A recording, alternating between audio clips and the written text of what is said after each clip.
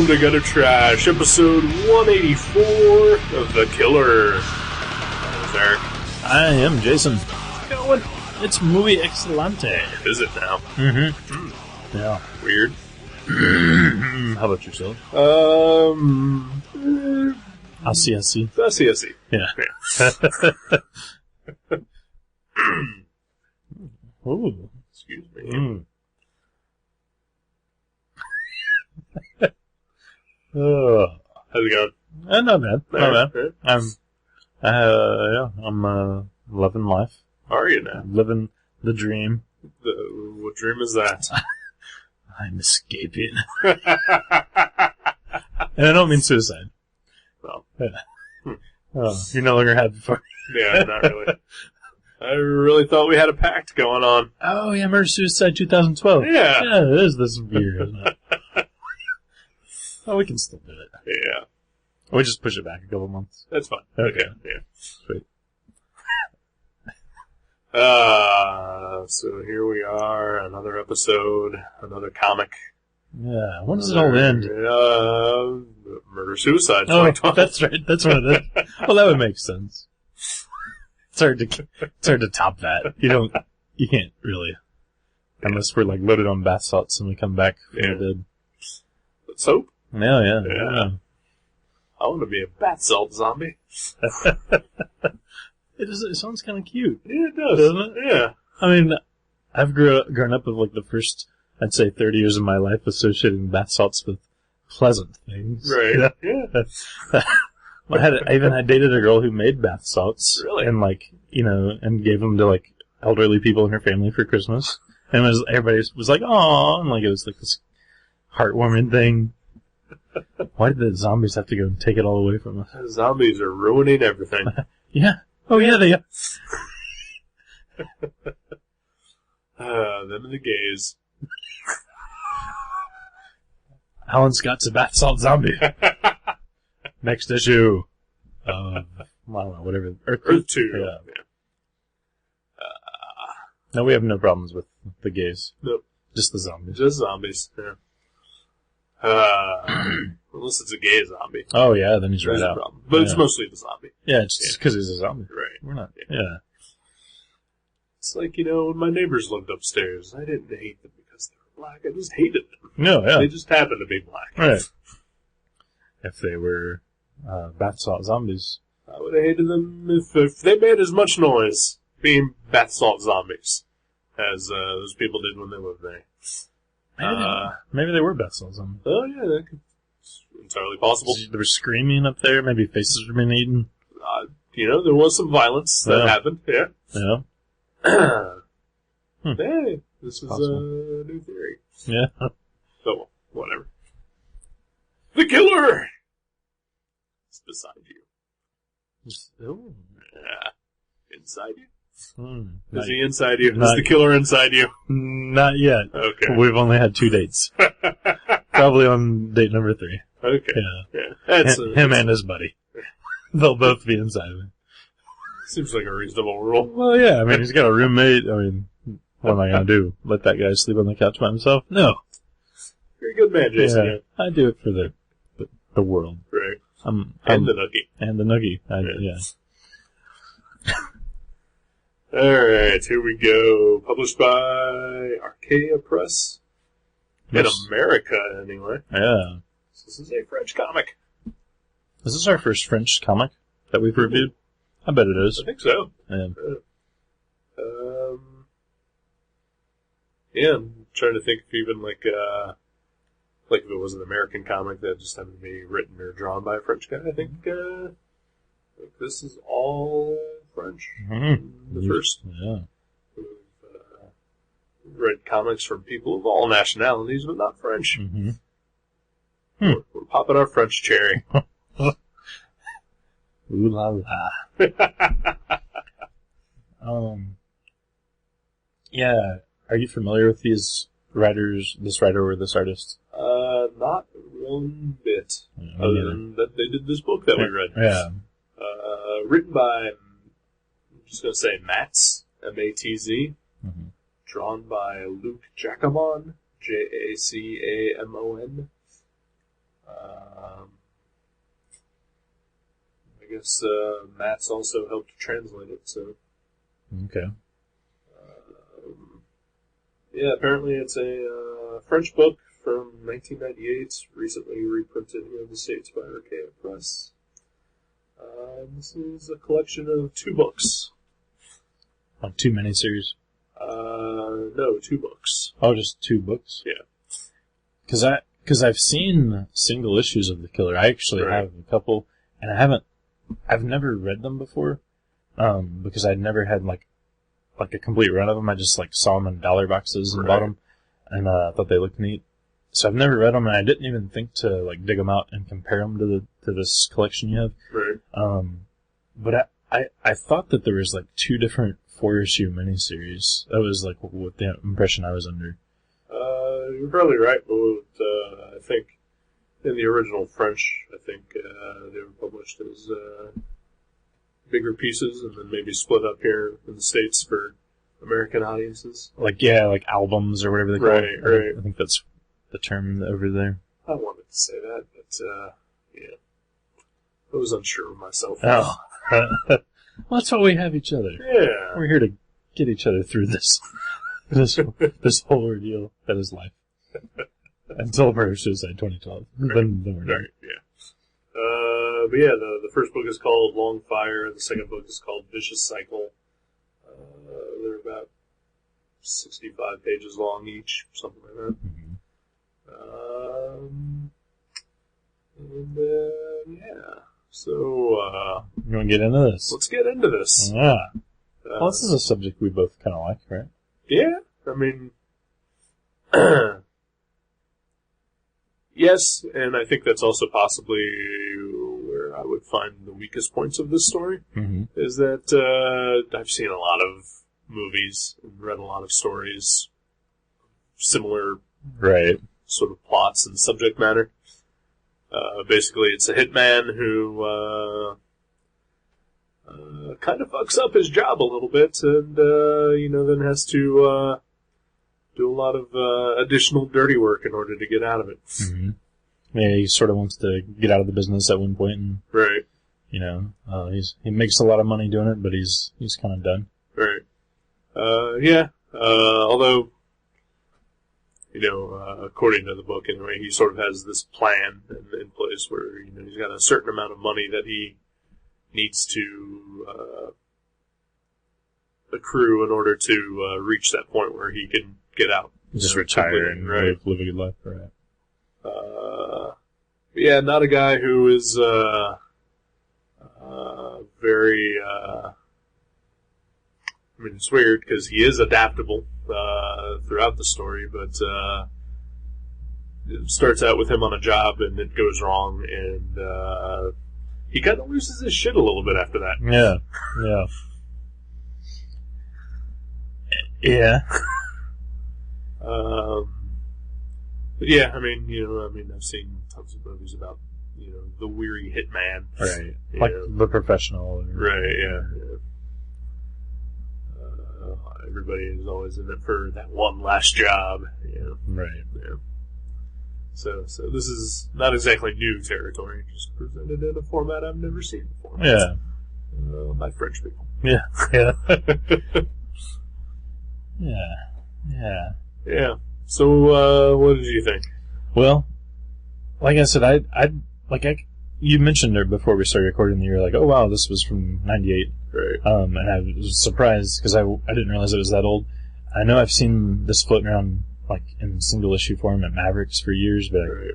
I didn't realize it was that long. But for a long time, I've wanted to read this because I thought, like, I flipped through it and it looks amazing, like the Right. artwork and the subject matter is something I always kind of like. Like I like noir, especially whenever it's not just gratuitous, when there's like a good story with it. Right.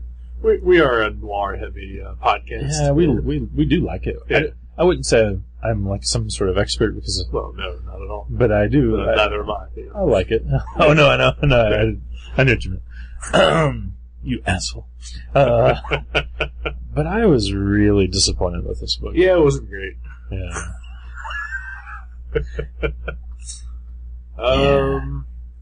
I don't know if. Well, I mean, I don't know. Like my first instinct is, well, something is lost in translation. Exactly. I bet so. But I mean, that can only cover so much. But I mean, I wonder if it's like when I was thinking the same thing. I was thinking it was lost in translation, but not so much as like, oh, those specific words weren't translated right. I think it was.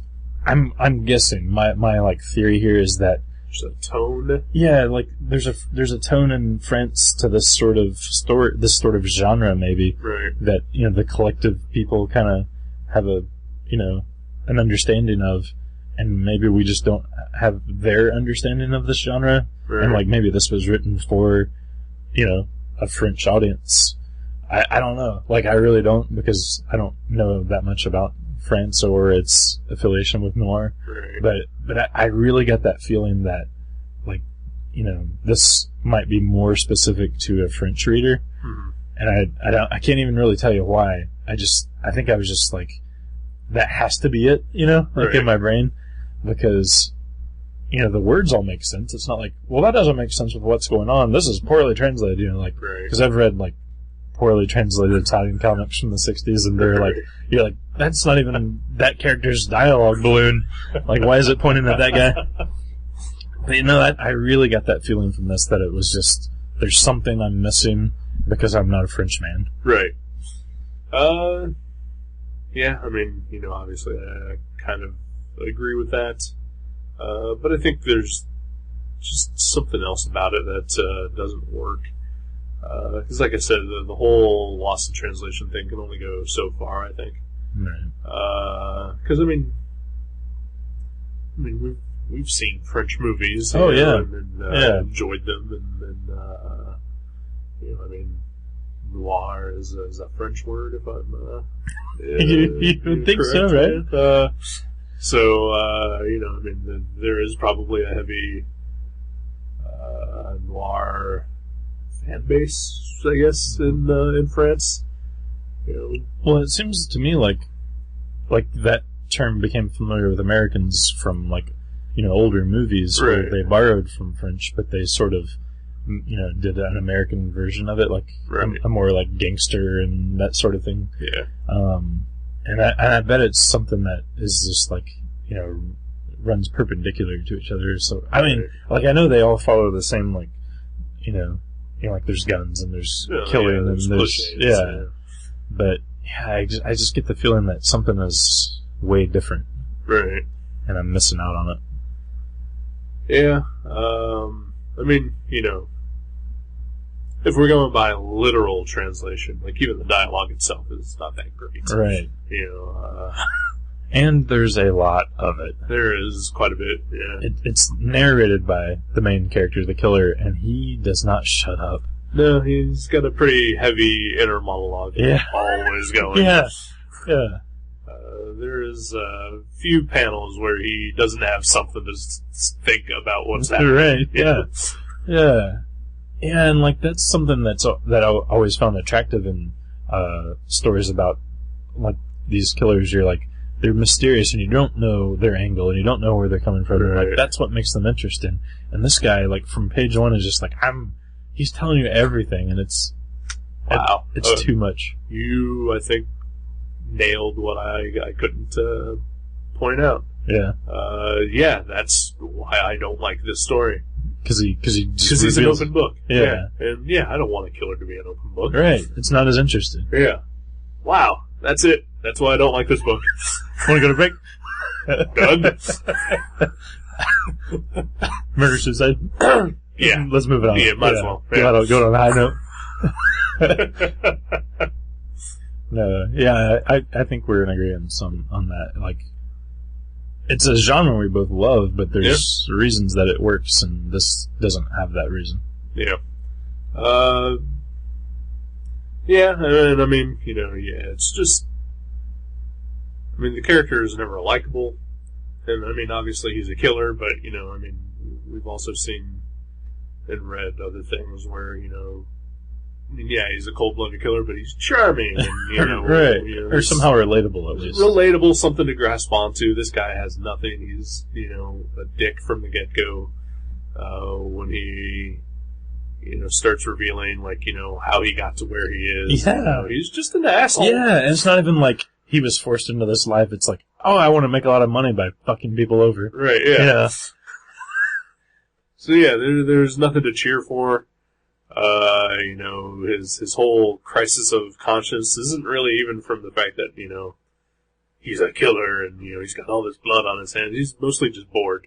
Yeah. Yeah. You know, I mean, that's... Yeah. And he's like, I wait around a lot. I wait around and I get paid millions of dollars. This is my lot in life. It's like, that sounds amazing. Yeah. And he has a palatial estate in Venezuela. Yeah. You know, he travels a lot, you know, he fucks beautiful women. Man, fuck this guy. Yeah. And like, don't get me wrong, I like the naked ladies. Oh, yeah. But it was so gratuitous and just unnecessary. Like, it was almost like there was a couple pages that was just, I was looking at a porn comic. Right. And it didn't quite go into the porn territory, but it was just like, it just seemed like it was like one of those things where, like, you know, It's naked ladies for naked ladies' yeah, sake. yeah, like let's put some more F-bombs in this movie to give it an R rating. You know, like, Right. it just seemed a little unnecessary and Yeah. didn't add anything to the story. Yeah, I agree. Yeah, I mean, the motivation of the character is weak. You know, it is just, you know, yeah, and I think there's a tone that we're just not getting as well. Right. You know, just kind of, you know, the only saving grace about this is that the art is gorgeous. The art is amazing.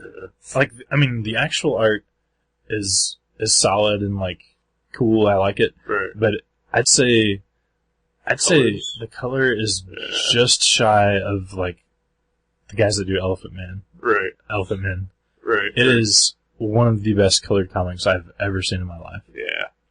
There's like, especially like landscapes and just cityscapes and everything. Like anything other than the main character. Well, I know there's a scene, I tried to remember what page it was on, I think it was in the 70s, where it's just a simple scene, yeah, where he's like meeting with the other guys in Venezuela, Right. and like all these shadows and things, and like just like tricks of the light that are colored in there, so, and that is beautiful, that is fucking gorgeous right there. Page 73 if you're following along at home. Yeah, it's mind-blowing. It's definitely worth looking at every page just for the color. Yeah. And I mean, you know, I don't think there's a separate colorist, so the artist, you know, did it all himself. Right. Yeah, I mean, it's just those two guys and a letterer, you know. So, Could have been the letter that did it. yeah, probably. But yeah, the art is amazing. So, Dragomon, or whatever his name is, The saving grace. yeah, pretty much. I mean, he's got, like, what would you compare his style to? Like, I wouldn't say anime, maybe. Like, some of the characters' facial features remind me of some, like, It's cartoony, for sure. Like, the few action scenes that there are in this thing are, like, pretty dynamic. yeah. And, you know, full of energy. And the faces, the emotions that he's able to draw on everyone. Like, there's this 2-page spread I'm looking at now, in which, like, horrific things are happening. And then there's, like, 6 or 7 panels of characters, like, all having different reactions to what's going on. Right. They're all different, they all look different, they're all just well thought out and it's well acted. Yeah. Oh, yeah. Yeah. I agree. Like, definitely, like, it's a deceptively simple style. Like it just looks really simple and cartoony, but like then you'll notice how much detail there is, like in the backgrounds, and it's just really amazing. You know, it's weird. I was actually talking to somebody yesterday about that, like, kind of style being more pervasive in comics, like people like Marcus Martin and Yeah, Darwin Cook, and like a lot of like more streamlined. I mean, like it's less flashy, but it's still, it's detailed enough that it tells a story. It doesn't feel like they're cheating. It just feels like they're not laying down lines that don't need to be there. Right. And like, I think they're calling it retro style. I've heard people call it that. Like, which I think is weird because, it just looks like a little more cartoony to me. Yeah. But not cartoony like High and Lois and Family Circus. No, yeah. Just, I mean, like when you asked me, what I thought of this art, a minute ago, the first thing that came into my head was Marcus Martin. Yeah. And, I mean, they're different artists completely, but, there's a similarity to There's it. connections, Yeah. And I think it just comes from, sort of a European background that we just don't have here in the States. Mm-hmm. Not that I'm going to go out and say that all European comics are, beautifully, illustrated, because I'm sure there's crap out there, too. Oh, yeah, yeah. But, the stuff that makes it here is all, gorgeous and has this sort of feel that, this has. Right. Like all the Mobius. And, yeah. Ledron and all those guys. Yeah. Yeah, it's definitely got a simplicity to it, but like you said, it doesn't skimp on the storytelling. Like, right. Like it really, like he really knows how to draw faces and Right. situations and action. Yeah. Even, like this 2-page spread that we're still on here. I mean, actually, I don't even think it is a 2-page spread. I think it's 2 separate pages. But like, there's like a lot of panels and they're in weird positions, but you're never lost. Right. You know exactly where everything is happening and where it's supposed to go. Yep. And I mean, I think I've mentioned it on here before, like, Brian Bendis has this thing in every fucking comic that he does. Every single comic, there's at least one instance where there's a 2-page spread for no reason whatsoever. He just likes them. He just likes them, and like you're looking at it, and it's a 2-page spread, but you don't know that it's a 2-page spread if you just look at it. Right. And so you're reading the one page like normal, Right. and there's just like a weird gap in dialogue at one point because half of the other conversation is on the other page that you don't know where you're supposed to be going over to it. He is terrible at that. He could do those. I've seen in like a lot of the like 40s and 50s. Artists would actually draw arrows from one panel to the next. He may need, the artist may need to start, incorporating those in there. Yeah, call Bill Finger, see if he's doing anything. Bendis. Oh, jeez. Oh, man. We'll give Bill Finger some bath salts. Bring him back to life. There we go. Put a pencil in his, atrophied, fingers. Yeah, I haven't read a lot of Bendis, but even from what little I've read, I know what you're talking about. Right. But, yeah, I mean, this is just kind of a letdown. Yeah. I was kind of excited to read it, I bought this book for $5, hardcover, it's totally worth that for as an art book. Yeah, exactly. But the other thing that I kind of dislike about it is obviously the story, there's more to this story than what's in this book. And while it kind of resolves what is happening in this particular volume, right, it still doesn't. And like even the last page ends with a to be continued. Yeah. It just kind of felt like a cheat. Yeah. Yeah. It could have been a lot better. Yeah. These guys should go back 15 years and fix it. Yeah. Go to Mendelssohn's liquidation outlet. Get yourself a flux capacitor. They have them there. Yep. They have everything there.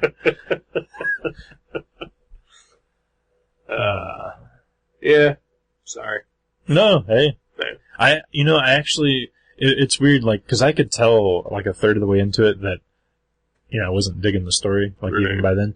But I was still enjoying reading it because the art was just so good. Right. And I could have read another 80 pages of this, cause it is a fast read for being 150 pages or whatever. Something like that. It just kind of felt more like and which is strange because it is very, like, in parts it's very heavy on narration. Right. But, there are other pages where it's not. So, right. Yeah. So, I mean, yeah, it's actually kind of a quick read. Yeah. I kind of also, like, a third of the way through, just was like, I'm not really feeling this, but I kept going, and A, the art was gorgeous, and B, I just kind of held out hope that it was going to get better. Right. Yeah. Like, it would all just, like, build up and, like, coalesce. Right, yeah. It's fair. No, I mean, if you're into those kind of stories, maybe you'd like it more than we would. Who knows? Maybe if you're French, you would love it. I don't know. Any French listeners out there, let us know. Yeah. Actually, I know my friend Andy Metal Brian really likes this book. I'm gonna have to ask him what particulars he likes. I mean, I know he's really into guns. Maybe he just likes the guns. but yeah.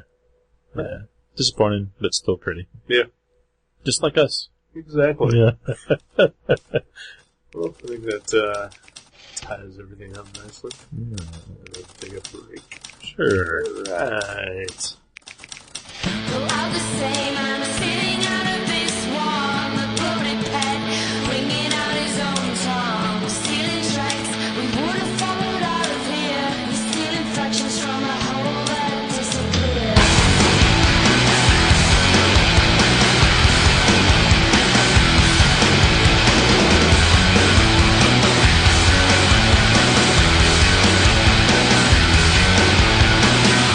And the talk, everybody wants the coup.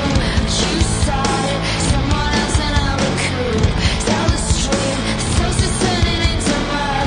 Tell the bodies, nothing's turning from blood. Between the records, heaven's done. Between the choice and rather heaven. At the end, the chapter's gone. Now the finish is the start. Between the records, heaven's done. Between the choice and rather heaven. At the end, the chapter's gone. And now the finish is the start.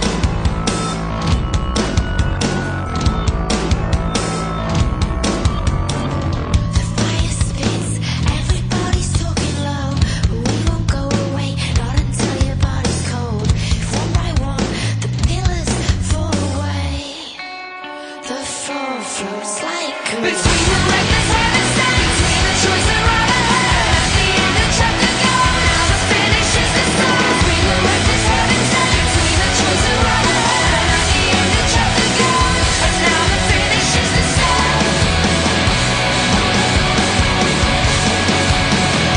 Why is the finish not the start? Why is the finish not the start?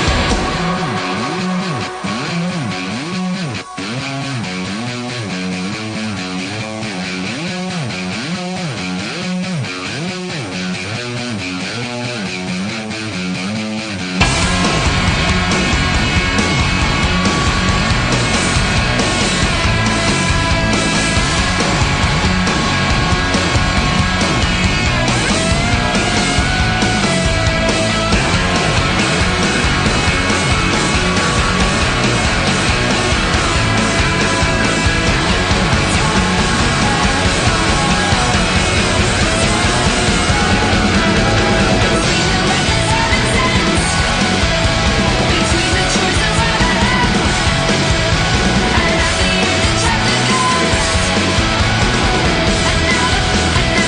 And now the finish is the start. Hey, welcome back to Gutter Trash. Hello. That was a good break. Yeah, it was. Well, what'd you do on your break? I drove down to Stan the Donut Man and had a cream-filled Long John. Nice. You didn't bring one back for me. I did, but halfway back I got stuck at a traffic light, and a hooker who was trying to solicit me ended up eating the donut in the car. Huh. I paid her $10 to let me watch. Okay. It was kind of hot. Yeah. Why didn't she just go to Stan the Man and pay like 50 cents for a donut to do that? She'd spent all of her money on bath salts already. Oh, okay. Yeah. How's it going? Hey, good. How you been? Good. I've been busy. Yeah. I'm good. And busy. What have you been doing? I've been working. Yeah. Working at Mavericks, and today was maybe my first day at my second job of my life. Nice. Yeah. I still work full time at Mavericks. Yeah. But I got a 1 day a week job at the art studio that I've been volunteering at for a couple of years. So now you work 5 days a week total. I work 5 days a week total. It's alright. Yeah. Yeah, I guess so. Well, and then I volunteer on the 6th one. Right. So yeah. Man, I'm curious about that. I'm not sure. I don't think they're gonna pay me for the other day that I volunteer because Right. I just kinda, volunteer. yeah, I volunteer there. Well, I wouldn't pay you if I didn't have to. Yeah. Wait a minute. Were you thinking about paying me? Like if I decided to not do this for free, No. you would pay me to be your... No. Yeah. Did Ed McMahon get paid to do the Johnny Carson show? No? Okay. No. Okay. Yeah. Well then, okay, I'm fine with that. If it's good enough for Ed, it's good enough for me. Damn right. Have some whiskey. Maybe in 40 years I won't even remember doing this podcast. What was it that it was some movie that he did, right? He didn't remember. Daughter of the Devil. That's what it was. Daughter of It's also called something else. I can't remember what the other name of it is. Daughter of Evil, maybe? Or something. Devil's Daughter. Maybe Daughter something. Yeah. Something Daughter. It's also got a different name. And He narrated it, right? he narrated it and does not remember that he narrated it. Because it was a silent movie originally. Oh, okay. Then I guess they added the narration to try to make it make sense. Try to get more people to watch it. Or, I don't know. I've only seen part of the movie before. I could only get through about 10, 15 minutes of it. Right. Uh, It was pretty slow. I watched the whole thing. right. But it was kind of fun in spots. Yeah. Because, that was the second episode of New Shock Theater, and you did the cover for that. Yeah. Yeah. Which is why I'm surprised that you don't remember the name of it. I know. I remember Daughter was in the title. I think Daughter of Evil or Daughter of the Devil or Daughter of Satan. I don't know. Yeah, I don't know. Yeah. I don't know. Who knows? It's all a blur to me. Yeah. It's all a Dr. Creep blur. Yes. But yeah. So, yeah, how about you? What are you up to? Not too much. Not too much. Mm-hmm. Been, drawing. Yeah. Trying to fix websites. Trying to save money. Yeah. That's about it. No? Yeah, Well, reading a lot. I got my first shipment of comic books from the mail order company. oh. Freeing me from the tyranny and the shackles of my local comic shop. Did they send you like a free pack of magic together with the order? No magic whatsoever. Wow. Maybe the FedEx guy who delivered it plays magic, Probably. Right. but we didn't have that conversation. So what's the company's name? Discount Comic Book Service. DCBService.com. Mm. So far, what do you think? Other than having to wait a month to get all the comics and having to dodge spoilers left and right while I'm on the internet week after week, Mm-hmm. just it comes down to the price. It was just right. I didn't have to bother with any smelly magic assholes while trying to get my comics. I'd say it's a super good plus. So, double plus good? Yeah. So basically, for those that don't know, it's a service where you order your books a couple months ahead of time. Right. Like you tell them what you want. Basically, it's like if you go through the previous catalog, Mm-hmm. you pick out the books that you want, and then you just submit the list.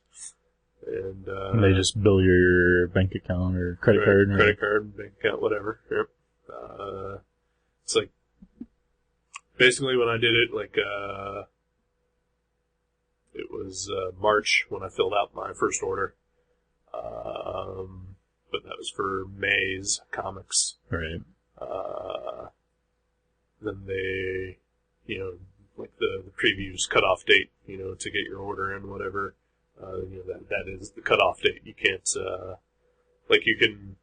if you do it at the first of the month, you can then spend the rest of the month, going through and, editing, your list. Oh, okay. If suddenly you decide that you don't want to get the next issue of Iron Man or whatever, you can Right.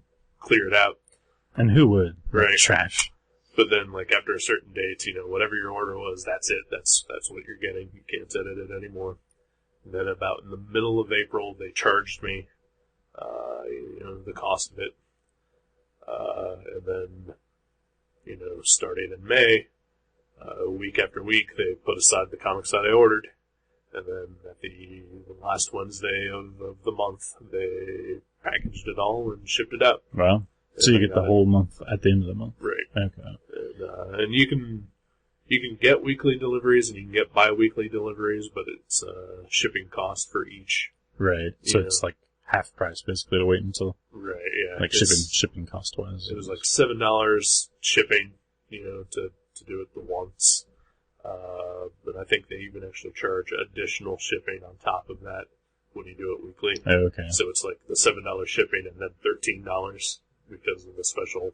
Oh, wow. Yeah. So they're kind of trying to encourage people to wait and do it all at once. Yeah, yeah. Wow, that's interesting. And you get a really good discount too. Yeah, I figured it out, and I'm paying a little.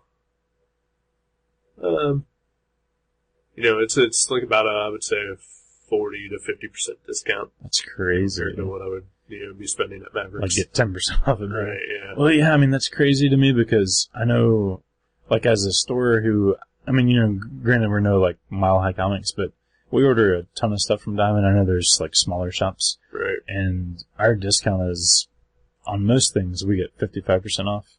So it seems like, I guess maybe they're doing a higher volume, but it seems like they're only profiting 5% or maybe 10% if they have a high volume. It seems like for the most part, their books are about 35 to 40% off. Mm-hmm. But they do occasionally they have specials every month too. You said the Watchmen's? Yeah, the first 4 Before Watchmen books, for the month, this upcoming month, they're selling them for $1 each. Wow. So, it was That's a good deal. yeah, I think they're $3.99 comics, Yeah. cover price. So, Yeah. it's a super good deal. I wasn't going to get any of the Watchmen books, but I saw that deal and I was like, yeah, $4 for 4 comics. Yeah. Right. Yeah. So yeah, hard to pass up. Right. Yeah, I don't know. I kind of joked about a while ago, I'm getting a new job, but I'm pretty sure I'm gonna stay at Mavericks and just work one day a week there at the other place. But if for some reason I ever worked full time there, I don't know. I really don't know if I would go that route or not. Because that is a great discount. Right. But I think I would miss going into the comic shops, but I don't know that I would miss going to the comic shops. Right. I'm gonna guess that you would not miss going to Mavericks if you left Mavericks. Yeah. Yeah, I think you would probably try to go in and maybe buy some comics, and then the first time that a magic dipshit tries to corner you and ask you about things, even though you don't work there anymore, All right. you're gonna get pissed off and leave.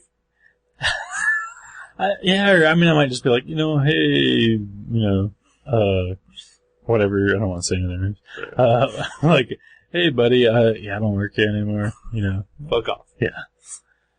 But, yeah, there you go. That's your excuse to finally say all that you've ever wanted to say to a magic douchebag. It's weird though. Sadly, I have to admit, I think it's as much our fault as it is the Magic customers, because I was talking, I think I mentioned this to you the other day, me and Jeremy were restocking all the new 52 books. Right. And there was this giant pile that we've sold in the last month of newer books, and, we had to replace some of our back stock, and we were both impressed. We were like, wow, the comics are still doing well, and if we weren't, as a store just so focused on, holding the hands of all the Magic customers, Right. and, if we just, maybe pared down our Magic section and really focused on our comics, I bet we would do the same amount of profits and have the same amount of business, but, you know, it's just, I don't know, for some reason we're unwilling to, because I guess we've developed this reputation and rapport, and Jack doesn't want to have like 8 people working there, you know, Right. or we could do both really well, because he's said it 100 times, like even last week, he's not really interested in doing any better than he's doing, he just wants to survive, basically. Right. So he doesn't really want to put any more effort into things and do better. That's sad. Yeah, it is. So yeah, I mean, but unfortunately it's partially our fault. So I really don't hate any specific Magic. Well, no, there's like maybe 2 or 3 I do. Right. Customers, but, I mostly just hate the fact that the game has ruined, the store that I loved. Right. But as far as the individual people in the actual game, like, honestly, I have to admit, I think it's a fun game, and I actually like a lot of the people that shop there, but it's just like an evil that has penetrated into our happy home. I don't believe you. Not for an instant. Oh. But yeah, you know, I mean, I think switching over to the mail service was probably one of the best decisions I could have made as far as just being a comic book fan. You know, I mean, obviously from a financial standpoint, it's a no-brainer. Right. You know, and as I become increasingly more hermit-like, you Right. know, with you know, steadfast refusal to leave my house, it just seems like that's the best thing for me right now. Let me play devil's advocate for a second. All right. The devil being Mavericks and places Okay, like all right. that. No, okay. You know, let me. I mean, I joke a lot, and I like to, you know, bust your balls and everything about it. But you know, I love Mavericks, and honestly, like making that decision was also one of the hardest decisions I've had to make. Right. You know, I mean, I still have my file there. I've even sent you today a list of things for you to pull for me tomorrow that I'm just not going to get with my orders. Right. You know, and then, yeah, like, I want, you know, more than anything to support my local comic shop, you know, especially I've been shopping there for, you know, 15 years or something like that. Oh yeah. You know, I mean, yeah, it was a hard decision, and, I think, like, a lot of things that we always talk about on the show, my biggest problem with Mavericks just comes with the disappointment knowing that it could be so much better. Right. And it just isn't. Yeah. You know? Agreed. Very agreed.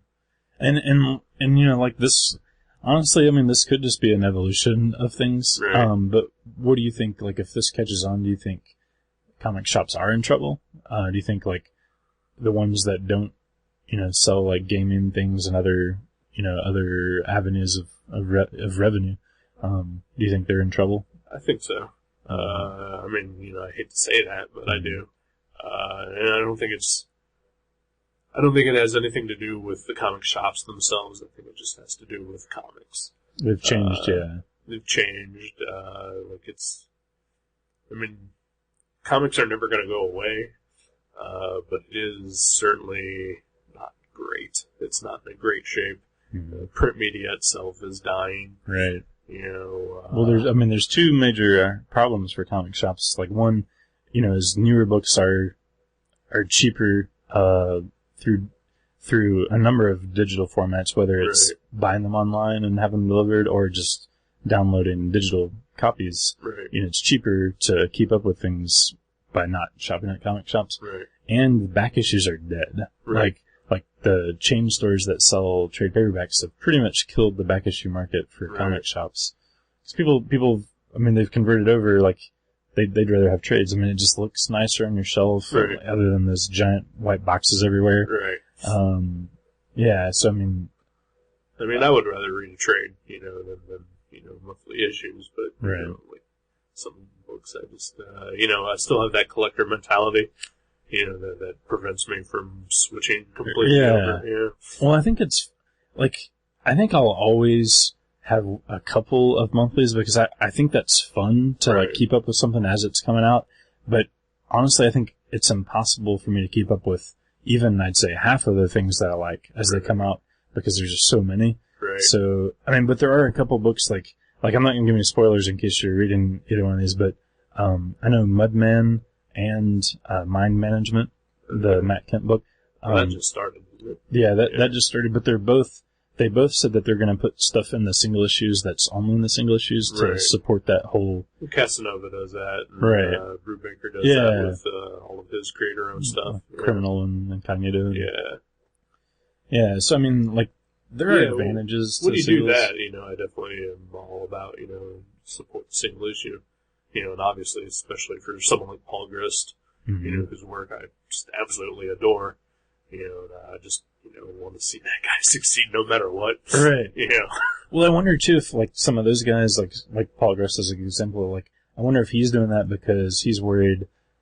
And I mean, he's big enough that he's like known, but he's still small enough that I wonder if people weren't buying his single issues, if he would have the support to put out just a long form book. Right.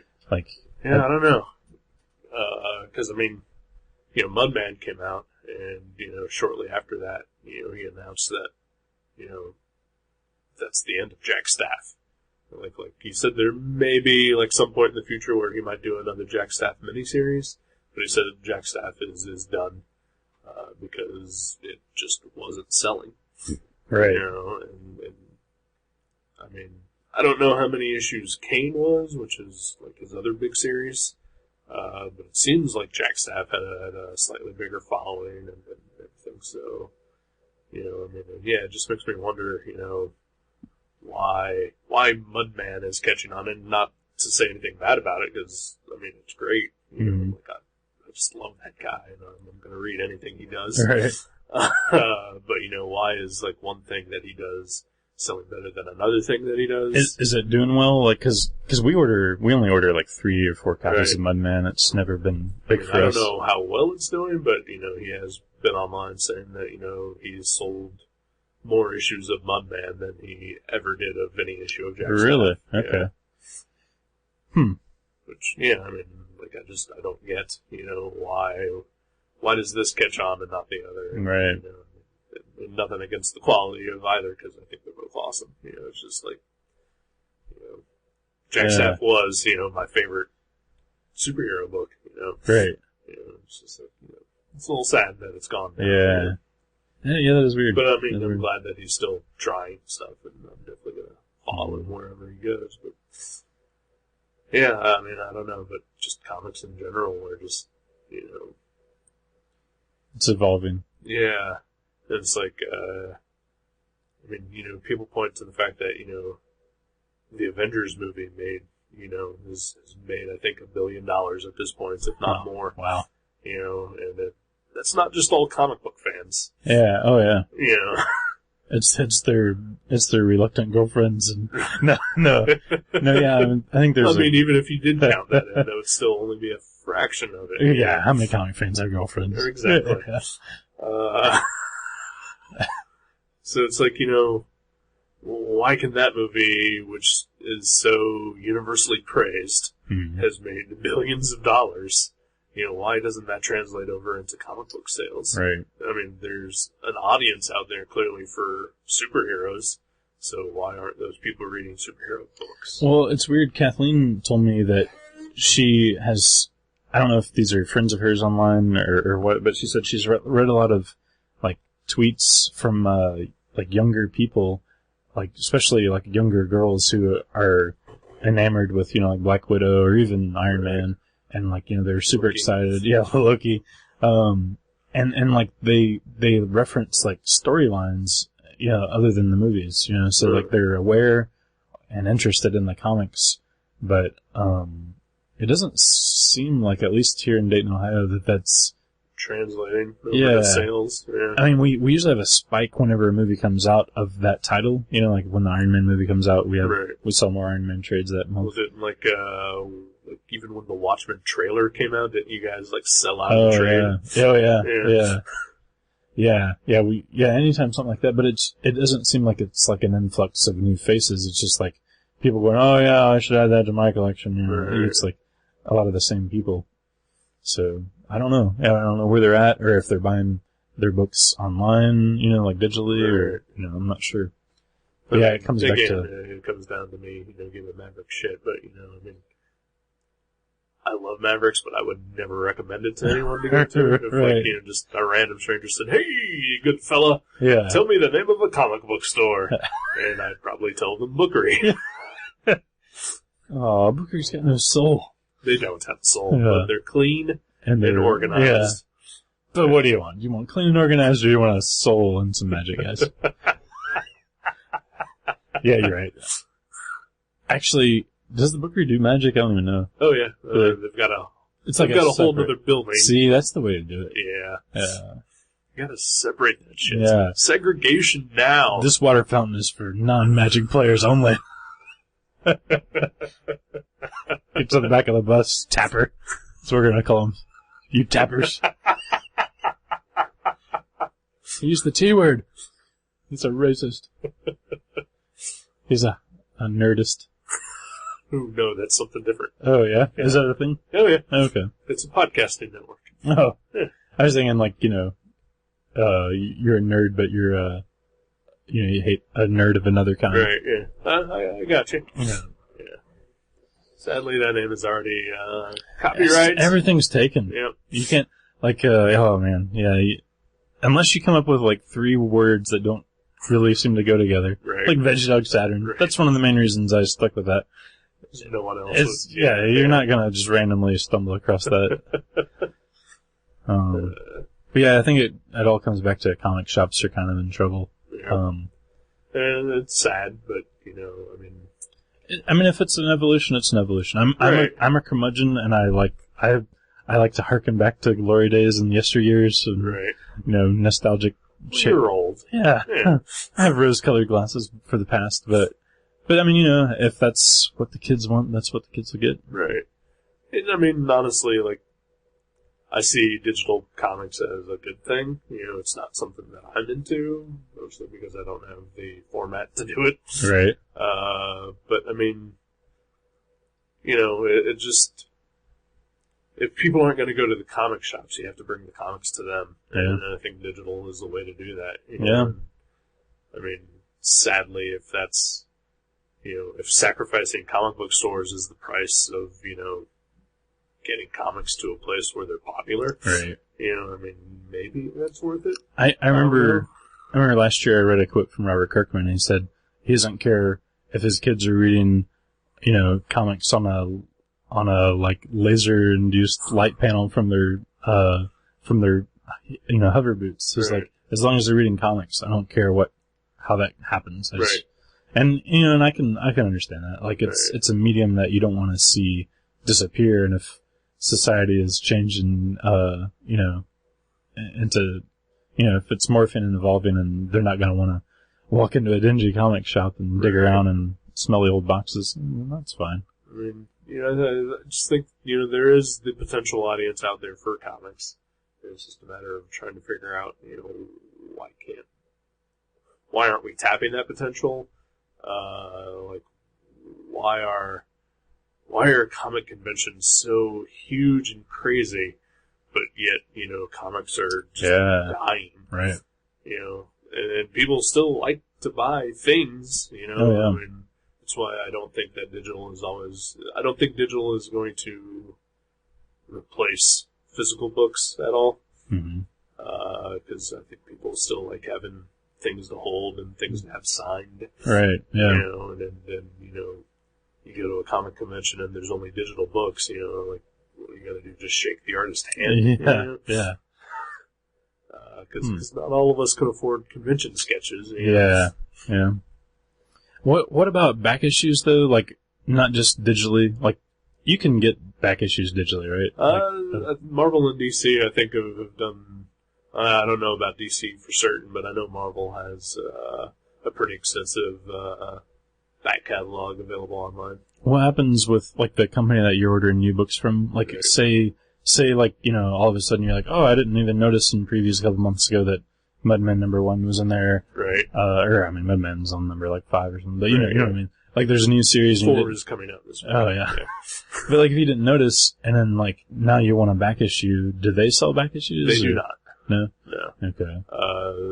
They pretty much state, like, in their service statement that they're just a pre-order company only.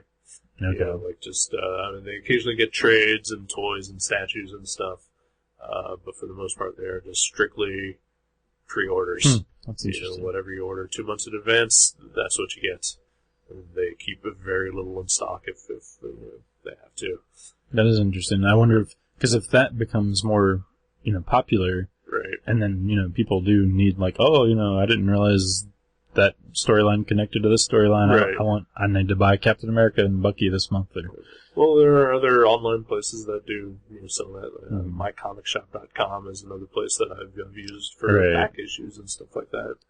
But usually, if I'm doing back issues, I do go to a comic shop. I want to see if I can get it, there immediately. Just quickly pick it. But I'm thinking decades down the road. Right. If it is all pre-orders, right? That might be something where the digital format would be the only way you could get it. I don't know. Maybe, yeah.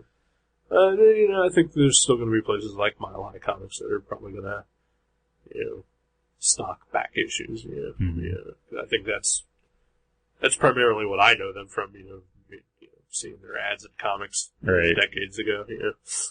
Yeah, and that's just a thought because I honestly don't think that's comic shops are going to go away like that. Because I said, I think so, yeah. Because I said, me and Jeremy were, we seriously, it was kind of eye-opening, wow, we could really, this could be doing so much better than it is. And I think there's the potential for that, but, it's just something that is changing, and I'm curious, how far down the road it will be until it is completely different than it is now. Yeah, I don't know. It's all wide open and kind of scary. Mm-hmm. It's like a Hustler magazine from the 70s. Yep. Very hairy. It's a hairy situation out here. Send help. I'm scratching Galactus' chin. I just noticed. He's deep in thought. Yeah. Thinking about the comic book industry. Yeah. He's like, what if someone wants to order, a back issue of The Origin of Galactus? Is that digitally produced? I don't know, buddy. I just don't know. So that was interesting. Us doing that. Talking, having a conversation. Yeah, we talked. Yeah. Like big boys. I hope we didn't just continuously laugh and then say an incomprehensible sentence and then laugh some more. Is that what we usually do? No. Oh. I've been trying to work out what's happening next with League Night, which is almost ending. And I went to iTunes and saw that someone had left a 1-star review. And that was pretty much their review, was that a lot of laughter, and then incomprehensible sentences, and then more laughter, and minimal discussion of the cartoon. It's pretty good if you like car talk, I guess. 1 star. Wow. Well, to me that would be a positive review, because not only do I love car talk, right, but laughter, ladies and gentlemen, is the best medicine. It is. So, do you really want to hear us completely blow by blow describe a fucking cartoon to you? Yes. I give that guy 1 star. Yeah. Joe and I have done that in the past, and it's awful. Yeah. We're there to review it. That doesn't mean tell you exactly everything that happens. Well, yeah, first of all, you're here to have fun. Right, and second of all, you're here to maybe give the audience what they want. Right. And so, I could see how occasionally you'd be like, well, maybe that's what they want, and you try that. Right. But that's no fun for anybody. No. So you just have fun, and you talk about it if you talk about it. Right. And you don't talk about it if you don't talk about it. It's all free flow. Yeah. Just going with it. Yeah, we don't get paid to do this. No. We don't expect you to pay for this. Nope. Everybody's happy. I am doing my damnedest to make sure this stays free. Yeah. Yeah. The incomprehensible sentences is what really bothered me. They couldn't, the audio was bad, or they thought... I know that, some episodes of all the shows don't have the greatest audio, due to occasionally malfunctioning equipment, or and me not really knowing what I'm doing. Or neighbors from the past. Or neighbors, or motorboats. Yeah. I've also always been very self-conscious about my speaking voice. In that I tend to think that I slur my words a lot, and I try not to, but it's just how I talk, and so that bothers me on just sort of a personal level. Well, I can understand you, but maybe it's because I've known you forever. Yeah, So, I don't know. So yeah, so fuck that guy anyway. yeah. He clearly just doesn't, like the guy that left the bad review of Gutter Trash, he clearly just don't get what we're doing. What was the other? I don't even remember. Just that we were awful and that we barely reviewed the movie. And Well, he's right. his little brother could review a movie. Well, I've never met his little brother. Yeah. What Well, is- hey, if his little brother can, then he should go start his own fucking podcast. Oh, yeah, that'd be cool. Yeah. I'm not gonna listen No. to it. Yeah, so, fuck those guys. We love the people who love us. Both of you. If you don't love us, don't fucking tell us. Keep it to your goddamn self. Yeah, there's no room for improvement here. No, yeah. No, We have been doing this for 4.5 years. We thought we'd be better. Yep, we're not. No, I don't know. If there's any suggestions, constructive criticism. Constructive. Yeah. Yeah, Not like, you suck. right. But, yeah. And if you don't like laughter, go kill yourself. Yeah. That's possibly good advice. Murder-suicide 212. This is the year. Just do it to yourself and your little brother. Aw. Poor little guy. Well, he's going to be the one murdered. So he's not going to commit suicide. He's 10. Well, yeah, but I mean, he might be alright. I've heard that he's really talented in the world of podcasting. Or he could be. He could be the podcast's next star. Ooh. Take over that Nerdist podcast. Yeah. Obviously, somebody needs to. Yeah. So, so the other big thing was that I saw the Avengers. Oh, you did? I did. Wow. Yeah. Who'd you go with? Nobody. Okay. I went by myself because Sweet. That's the way. nobody wanted to go with me. Yeah, yeah. It was also at 10 in the morning on a Sunday. Wow. I got up at 9 after going to bed at 6. No, I totally think that going by yourself to a movie at 10 a.m. on a Sunday is the absolute perfect way to go to the movies. It was great. Yeah. Because a total of 7 people showed up for the movie. Wow. And none of them said a word. None of them used a cell phone throughout it. That's amazing. None of them sat near me. It was great. Wow, that's great. So, but the movie is terrible. Yeah, the movie is god fucking awful. I don't get it.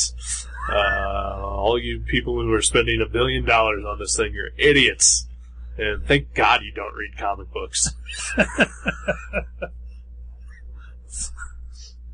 But no, yeah, I got up at 9 o'clock, drove out to the theater, and started at 10, and I was stayed awake through it, and it was quiet and nice, and makes me really miss seeing movies in the middle of a day.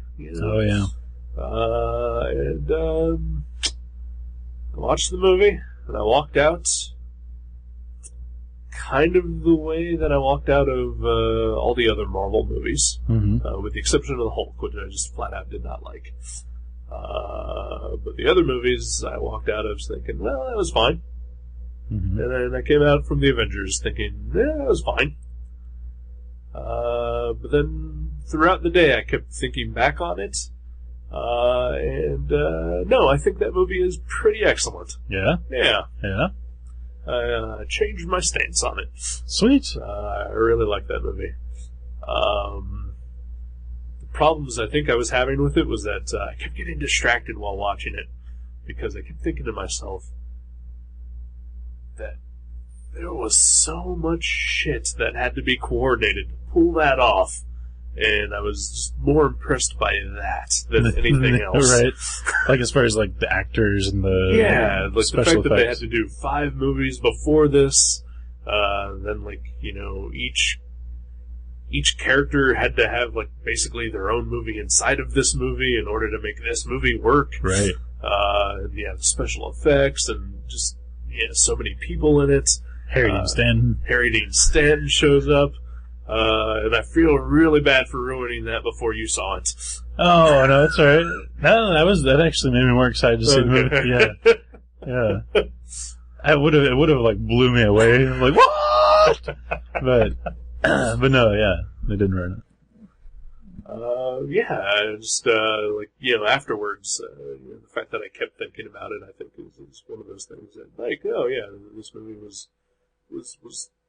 just an excellent piece of just blockbuster filmmaking. Right. Yeah. I think it had the perfect balance of like humor and action to make it just a super fun superhero movie. Yeah. It was just awesome to see those characters interact on the big screen. Mm-hmm. Like it just, like it just kind of filled me with joy occasionally to like the conversation between Tony Stark and Bruce Banner, like when they're in the lab together. Right. It was just like, wow. Yeah. It's probably how people felt when they saw like Dean Martin and Frank Sinatra and Right, Sammy Davis yeah. Jr. all on the same screen. Right. They're like, wow. Yeah, our Thor is, our Sammy Dean Yeah. Davis Jr. or whatever. Bruce Banner is Sammy Davis. Oh, yeah, was it? Okay. Yeah. He's a short black Jewish man Oh, yeah. with one eye. They both are, yeah. But no, yeah, I really enjoyed it. I look forward to seeing it again at some point. That's cool. I'm glad it wasn't, like, so overhyped that it just Right. ruined it for you. I think, I was still kind of feeling the effects of that when I, immediately after. It was just like, well, it didn't really live up to the hype that I was reading and everything, but, on reflection, it did, I think, surpass, the hype, I think. That's awesome. Yeah, I enjoyed it. Good job, guys. Yeah. Yeah. I'm glad you're all billionaires. Yeah.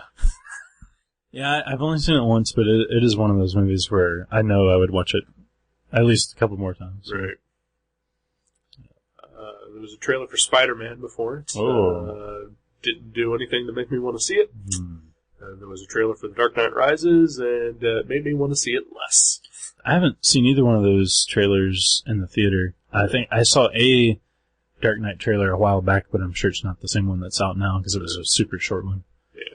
But, I haven't seen either one of those. Yeah.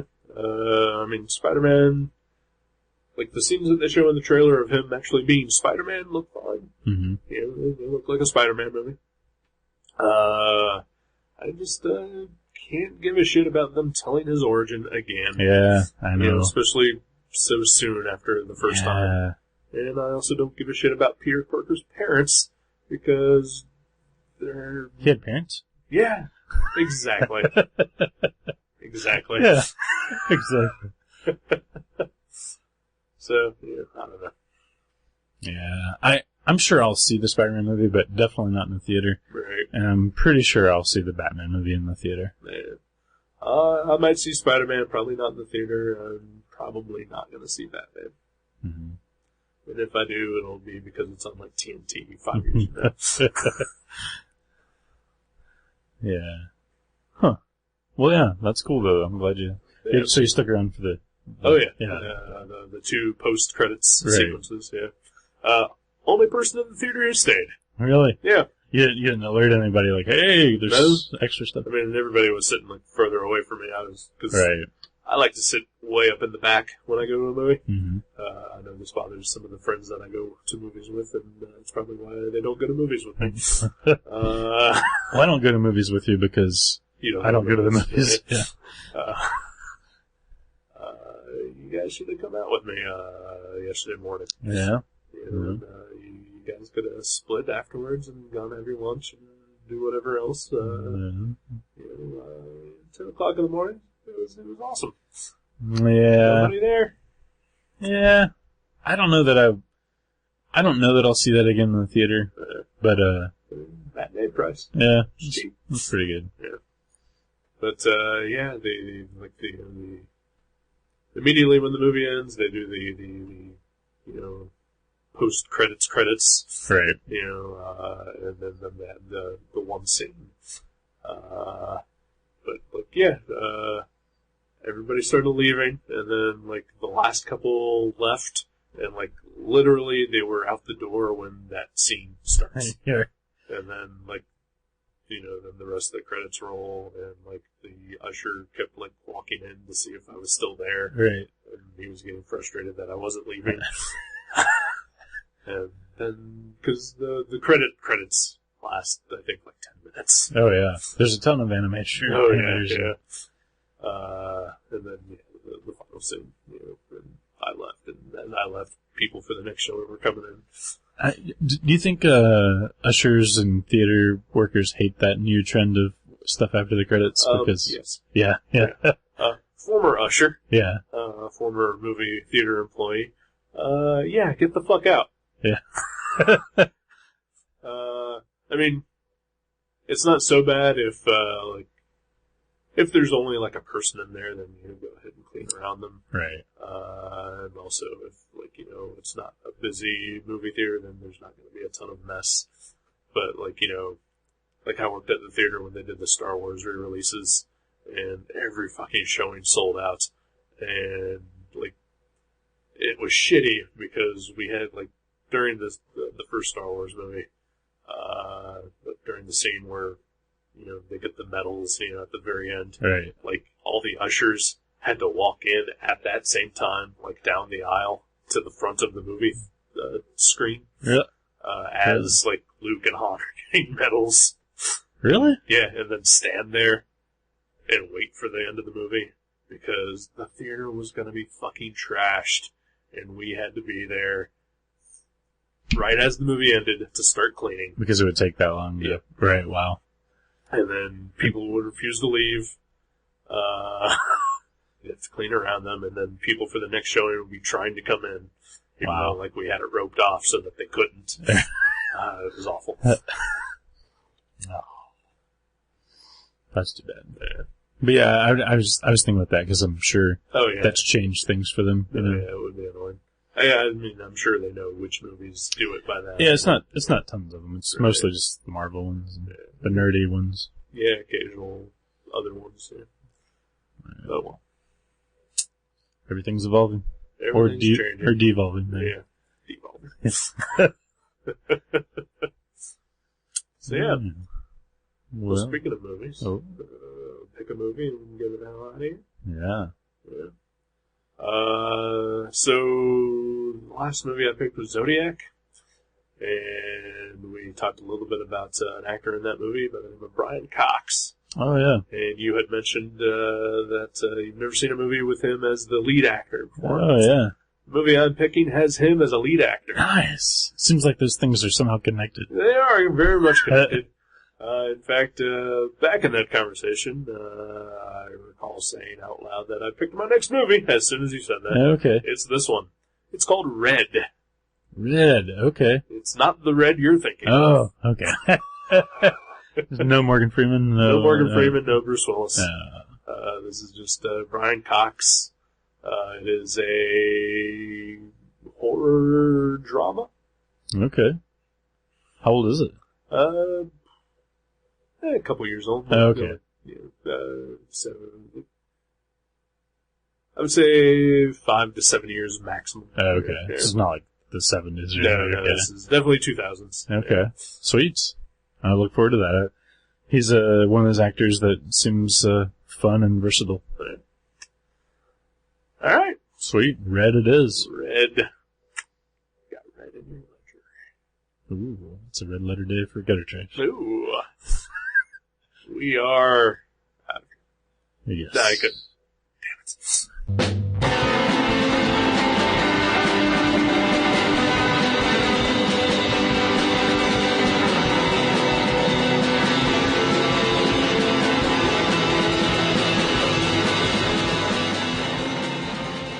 You can subscribe to Gutter Trash at iTunes or directly at guttertrash.net. If you go to iTunes, please leave us a review. You can email us at eric@guttertrash.net or jason@guttertrash.net. For more info, you can find us on Facebook. Or you can go to seanborn.net or buyerbeware.guttertrash.net. Listen to our sister podcast, League Night, at league.guttertrash.net. Thank you for listening. Until next time.